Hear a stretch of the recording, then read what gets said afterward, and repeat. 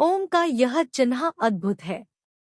यह संपूर्ण ब्रह्मांड का प्रतीक है। बहुत सी आकाश गंगाएं इसी तरह फैली हुई है। ब्रह्मा का अर्थ होता है विस्तार, फैलाव और फैलना।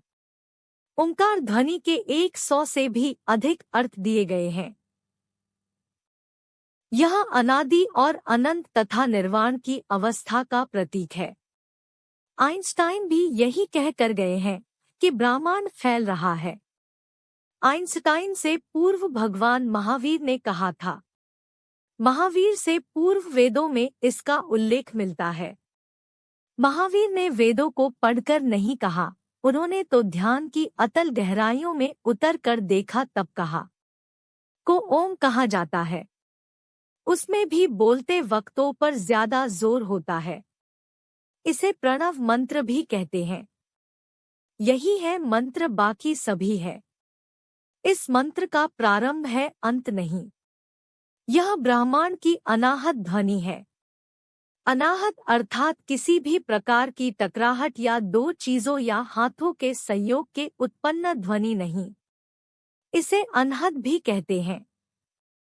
संपूर्ण ब्रह्मांड में यह अनवरत जारी है।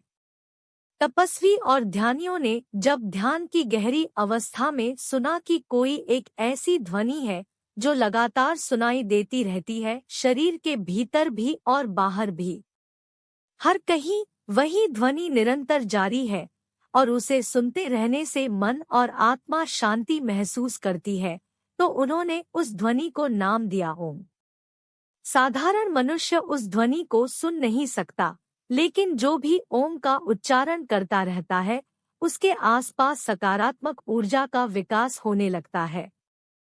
फिर भी उस ध्वनि को सुनने के लिए तो पूर्णतः मौन और ध्यान में होना जरूरी है। जो भी उस ध्वनि को सुनने लगता है वह परमात्मा से सीधा जुड़ने लगता है। परमात्मा से जुड़ने का साधारण तरीका है का उच्चारण करते रहना। त्रिदेव और त्रैलोक्य का प्रतीक शब्द 3 ध्वनियों से बना हुआ है। अब उपमा इन तीनों ध्वनियों का अर्थ उपनिषद में भी आता है। यह ब्रह्मा, विष्णु और महेश का प्रतीक भी है और यह भू लोक, भूव लोक और स्वर्ग लोक का प्रतीक है। बीमारी दूर भगाए, तंत्र योग में एकाक्षर मंत्रों का भी विशेष महत्व है। देवनागरी लिपि के प्रत्येक शब्द में अनुस्वार लगाकर उन्हें मंत्र का स्वरूप दिया गया है। उदाहरण के तौर पर कन, खंग, गम, घम आदि। इसी तरह श्री, क्ली, ही, हूं, फट आदि भी एकाक्षरी मंत्रों में गिने जाते हैं। सभी मंत्रों का उच्चारण जीभ, होंठ, तालु, दांत, कंठ और फेफड़ों से निकलने वाली वायु के सम्मिलित प्रभाव से संभव होता है। इससे निकलने वाली ध्वनि शरीर के सभी चक्रों और हार्मोन स्राव करने वाली ग्रंथियों से टकराती है। इन ग्रंथियों के स्राव को नियंत्रित करके बीमारियों को दूर भगाया जा सकता है। उच्चारण की विधि: प्रातः उठकर पवित्र होकर ओंकार ध्वनि का उच्चारण करें। का उच्चारण पद्मासन, अर्धपद्मासन, सुखासन, वज्रासन में बैठकर कर सकते हैं। इसका उच्चारण 5, 7, 10, 21 बार अपने समयानुसार कर सकते हैं। जोर से बोल सकते हैं, धीरे धीरे बोल सकते हैं। जपमाला से भी कर सकते हैं। इसके लाभ: इससे शरीर और मन को एकाग्र करने में मदद मिलेगी।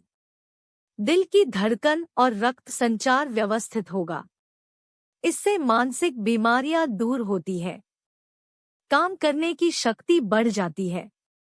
इसका उच्चारण करने वाला और इसे सुनने वाला दोनों ही लाभान्वित होते हैं। इसके उच्चारण में पवित्रता का ध्यान रखा जाता है। शरीर में आवेगों का उतार चढ़ाव, प्रिय या अप्रिय शब्दों की ध्वनि से श्रोता और वक्ता दोनों हर्ष, विषाद, क्रोध, घृणा, भय तथा कामेच्छा के आवेगों को महसूस करते हैं। अप्रिय शब्दों से निकलने वाली ध्वनि से मस्तिष्क में उत्पन्न काम, क्रोध, मोह, भय, लोभ आदि की भावना से दिल की धड़कन तेज हो जाती है, जिससे रक्त में टॉक्सिक पदार्थ पैदा होने लगते हैं।